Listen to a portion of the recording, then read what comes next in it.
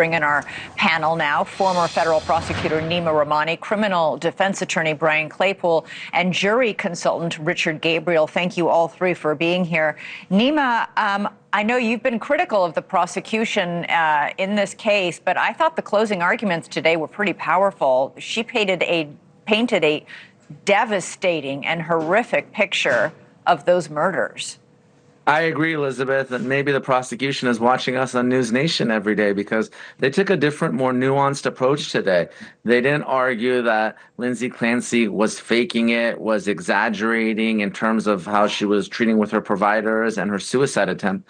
They argued that she was mentally ill, but mental illness does not equal legal insanity. I mean, that's really the test here. And you're looking at someone who's paralyzed from the waist down. She's sitting in a wheelchair. I mean, she's clearly somewhat sympathetic, even though she killed, admittedly, her 3 children. And I think that was the right approach. I think maybe because of the public backlash, or maybe they were just overly zealous. I like the tone of their closing. If they have any chance of getting a conviction, it was because of today's summation. I thought it was fantastic and really the highlight of the prosecution's case, in my opinion. It really was all over the place. And one thing I really liked as well is the emphasis on motive as well. And they now have finally explained the explanation, the altruistic suicide. She was depressed. She wanted to take her own life, and she wanted to take her children with her so they don't suffer. I think jurors are going to want to know why someone would do this. And finally, after their experts said so, they really hung their hat on that. And I thought that was a good part of the closing as well. Brian, as a defense attorney, I mean, Nima points out a very good point. The prosecutors came out of the gate much more hard line against Lindsay Clancy, sort of mocking her claims of mental illness. They are now saying she was severely mentally ill, and she did, in fact. I mean, initially they were saying, well, these were sort of half-hearted suicide attempts. They are no longer saying that. The jury's got to notice that shift. Yeah, hey, Elizabeth, that's true. I mean, look, in closing argument, both sides are bringing what is the best evidence they've got to sell this jury on. Let's think about it. Each juror, Elizabeth, is kind of like their own CEO of their company, right? They're going to go back there. They're the CEO. They're going to make their own individual decision. I think both sides brought what they had to bring. Prosecutor focused primarily on the kids, right? The children, what they endured, parents on the jury. I'm a parent, you're a parent. How can we let this woman off when she, strangled 3 kids, and here's the pain they went through? So they did a good job with that. Equally, on the defense side, they attacked the mental health industry. They created this trial within a trial. Reddington, I thought, did a good job again of reminding the jurors of 5 different prescribers, 13 prescriptions, 13 different drugs, 30 prescriptions. He focused a lot on that. But look, at the end of the day, I said this last week, Elizabeth, I really think once you separate the emotion from both closing arguments, what did the experts say? Who had the better experts in this case? That's what I think the case is going to boil down to. And I still think that the defense with Resnick, with having seen, all their experts saw Clancy shortly after this happened. Right. And spent time with her. And they said that she had postpartum psychosis. Yeah. The prosecution's experts hardly saw her. One was 3 years after. 3 years after, and were very, very, had to admit under oath that they, some of them had extremely little experience dealing with postpartum mental health issues. But Richard, this jury, as Brian noted, was by all accounts riveted and paying close attention. It is made up, the 12 who are deciding Lindsay Clancy's fate, we have got 9 women and 3 men.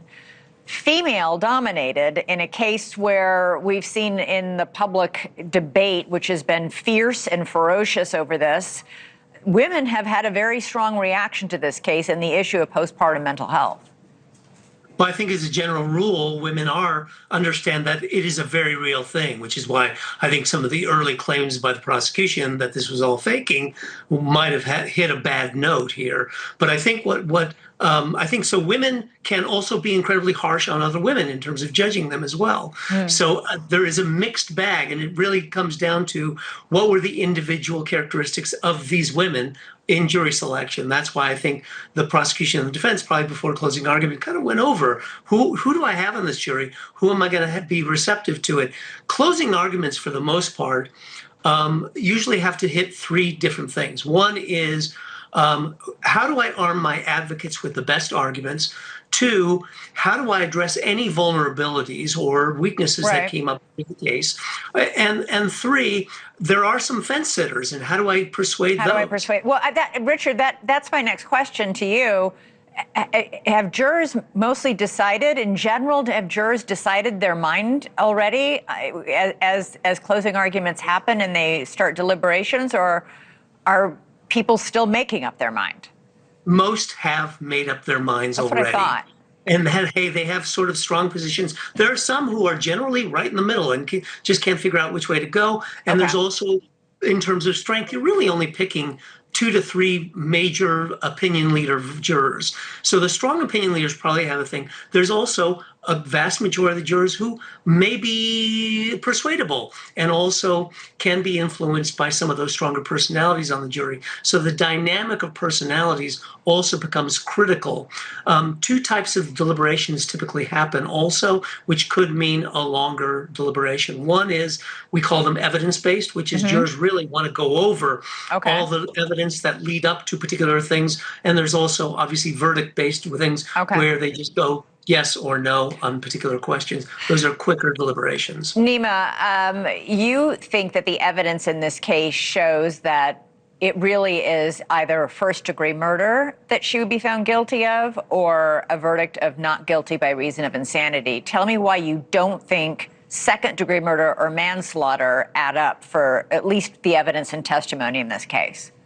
I do, Elizabeth. I'll talk about the facts, but that doesn't mean there's not horse trading in that jury deliberation room to get a verdict. Sometimes they just split the baby. It's a terrible pun in this particular case, just to get out of there. But look, first-degree murder in Massachusetts is premeditated, and there's cruelty or atrocity. I think we got both And here, that was the right? prosecution's case. Yeah, there's no question. I mean, this was premeditated, and what is more cruel than strangling your 3 children with an exercise band? It's horrific, right? And obviously, we've talked about insanity and criminal responsibility at length.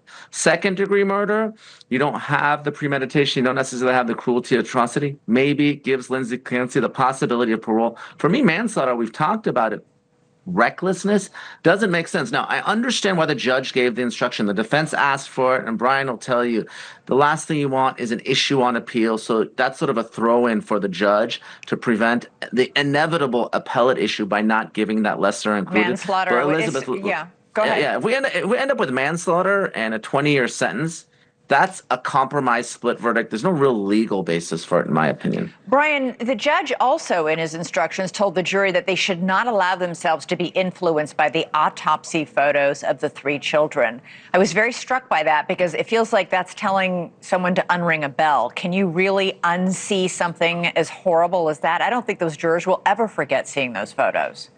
Yeah, Elizabeth, great point. Before I answer that, look, I don't think you're going to get a conviction on first-degree murder. I think it's going to be hung on first-degree murder, and I think you might get a guilty verdict, believe it or not, on manslaughter. That would be a compromise. That's my prediction. Okay. But getting back to your point, you and I talked about this before.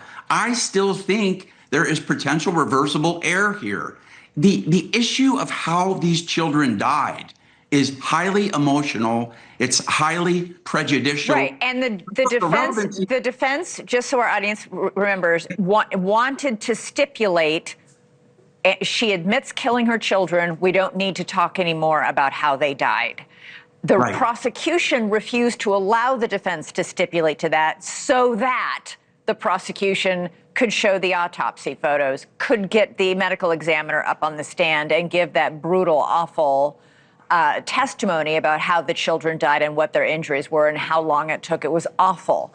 But that's the point that you're talking about. The defense wanted to stipulate, we admit she killed them, and the prosecution refused to take the stipulation. Yeah, but under Rule 403, it's up to the judge. Even if the prosecutor says, I'm not going to agree to that, they didn't agree because they wanted the jury to hear about it and close the argument. So the judge should have said, I've been in cases like this where I could, Elizabeth, I could barely get in one photograph of a dead child. I handle these cases. It's impossible to get it in. In this case, you have a prosecutor telling the juror what these kids endured when they were dying. And I really do believe this, that if there's a conviction here on first-degree murder, this could be potential grounds for a reversal on appeal. All right, Nima Rahmani, Brian Claypool, Richard Gabriel, thank you all for your expertise as we await to see this jury. The judge even said to them, I do not envy the job you have in front of you. They have so much to go through. It is such an excruciating, horrific case.